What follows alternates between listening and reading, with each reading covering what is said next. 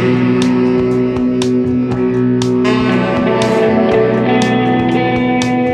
हिंद दोस्तों, मैं अंश वास्तव आपके सामने फिर से मेरा एक नया वीडियो लेकर आया हूँ और ये वीडियो मेरा एडिटिंग वीडियो होने वाला है।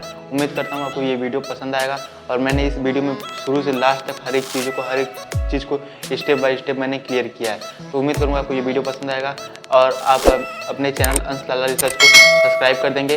फिर आगे बढ़ते हैं, चलते हैं वीडियो की तरफ। वीडियो को लास्ट से जरूर देखिएगा और अपने फ़ोटो में अप्लाई ज़रूर से करिएगा आप लोग, ठीक है। फिर चलते हैं आगे।